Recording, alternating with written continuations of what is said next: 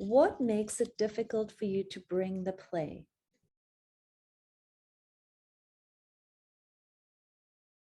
So those fears would be the healing work that will unlock your sense of play in a broader range of environments.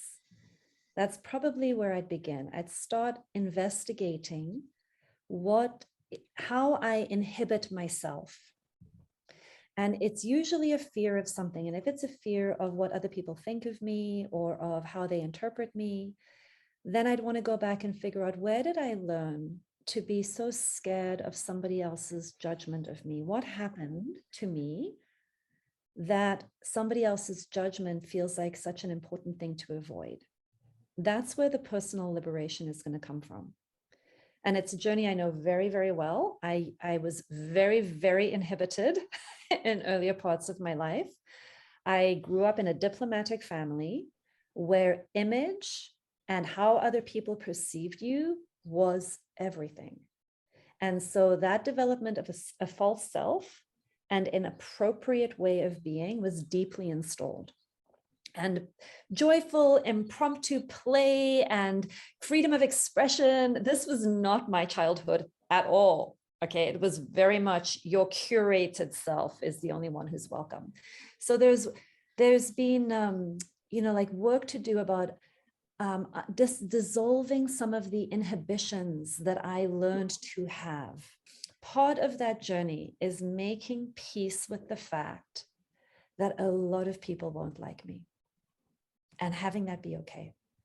And learning that what's more important to me is that I like myself, and that the people who are important to me, that I get really choiceful around whose opinion does matter.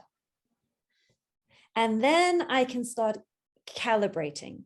But there was a point in my life where everyone's opinion mattered, and that was stifling. And so it's not like, oh, I don't care about anybody and no one's opinion matters and I'm just independent.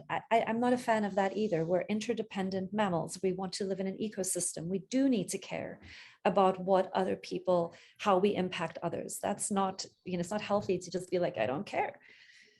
But we also want to be choiceful around whose opinion matters, and then let go of the people who, not that they don't matter as humans, but I'm not going to give them the power to inhibit me anymore.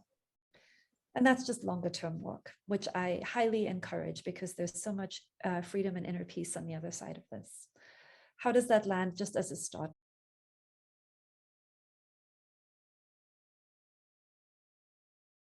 I love that. So it sounds like setting an intention for like one courageous, playful act a day, and then being very gentle with myself around how that went, and celebrating the wins and healing anything that feels painful.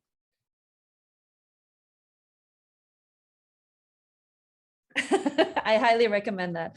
I think we do all of this work in community. We need safe others to do exactly what you're pointing out, to debrief, to go back, to say, oh, I tried this thing. I thought I was being very funny. Somebody got super offended. I'm feeling grief and shame. We need people to metabolize our feelings and to bring ourselves back alive. And we also need other people to say, it's okay, I love you anyway. You're still good enough. You're still worthy. You're still safe. You're still accepted, in order to begin sort of dissolving the shame that we can sometimes feel.